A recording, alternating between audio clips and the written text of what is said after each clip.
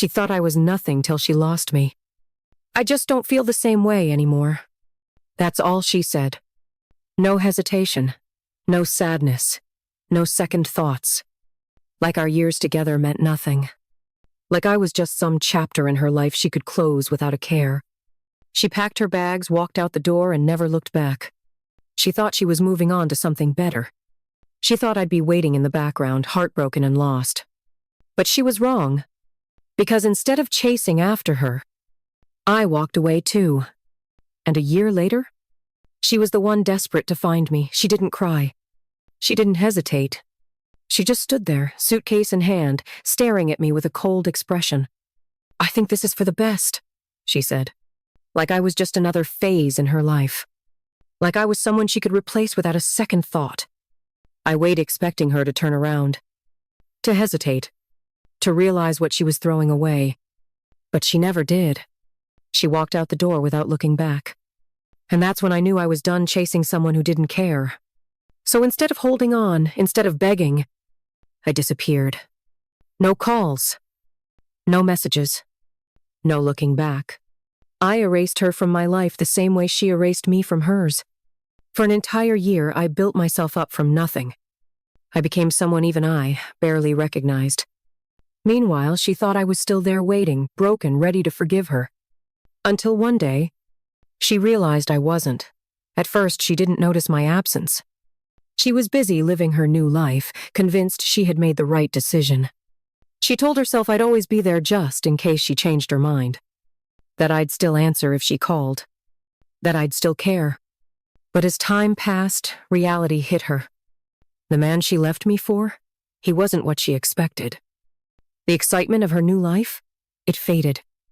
The security of knowing I'd always be there, gone. For the first time, she felt the weight of her mistake. She didn't just lose a relationship. She lost the one person who truly cared for her. And now, a year later, she finally realized it.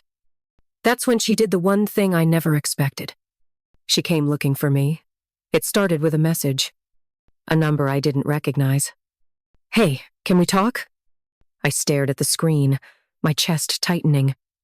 I didn't need to check who it was. I knew. A year ago, those words would have shattered me. A year ago, I would have dropped everything just to hear her voice. But now they meant nothing. I could have ignored it. I could have blocked her number and continued living my new life. But instead, I typed a simple reply. "Why?" Seconds later, the dots appeared. She was typing. I need to see you, please." I almost laughed. The same woman who thought I'd always be there was now the one chasing after me. I didn't owe her anything. But a part of me wanted to see her facito, see the regret, the pain, the realization that she lost me forever. So, against my better judgment, I agreed to meet her. The cafe was quiet when I walked in. She was already there sitting at a small table in the back, fingers wrapped around a cup of coffee she wasn't drinking. She looked up the moment I entered, and I saw it. The regret. She looked different, not the confident, carefree woman who once walked away without a second thought. Now, she looked tired. Her once bright eyes were hollow, dark circles beneath them. She looked like she hadn't slept in days. Like she had spent too much time living with her mistake. I sat down across from her, waiting. "You look good," she said softly, forcing a weak smile. I smirked.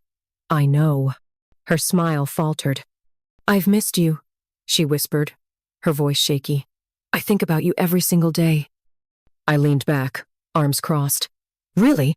Because when you left, you didn't seem to care." She flinched. Tears welled up in her eyes. "I made a mistake," she admitted. "I thought I wanted something else. But when you were gone, I realized I had thrown away the best thing in my life." She reached across the table, her fingers trembling. "Please," she whispered, "tell me there's still a chance." And for the first time, I smiled. Because I finally knew. She was drowning in the regret she created. I let her sit there, waiting for my answer. Her once confident eyes were now filled with desperation.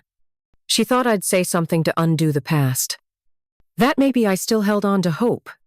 That maybe, just maybe, I'd forgive her. But I had nothing left to give her. I finally leaned forward, resting my hands on the table. "You thought I'd always be here," I said calmly. Her breath hitched. She knew what was coming. "I know," she whispered, tears slipping down her face. "But I didn't realize what I was losing." I exhaled slowly, shaking my head. "That's the problem," I said. "You only realized my worth when I was gone. And now, it's too late." Her face crumbled. She opened her mouth to say something, to beg, to plead, to fight for me. But I was already standing up. I pulled out some cash, tossed it on the table, and met her gaze one last time. "Take care of yourself," I said simply. And then, just like I did a year ago, I walked away. But this time, she was the one left behind. She didn't chase after me. She didn't call my name. She just sat there, frozen, watching as I walked out of her life for the second time. But this time, she knew there was no coming back. As I stepped outside, the cold night air hit my face, but I felt nothing but relief. For a long time, I had wondered what I would say if I ever saw her again. But now, I realized I had already said everything I needed to say, by leaving. Because sometimes the best revenge isn't anger. It isn't screaming or proving a point. It's simply moving on. And as I walked into my new life, I knew one thing for sure. She would spend the rest of hers regretting the day she let me go. Final message to the audience. If someone betrays you, don't beg, don't fight, just walk away. And when they realize what they lost, let them drown in their own regret. Like and subscribe for more engaging stories.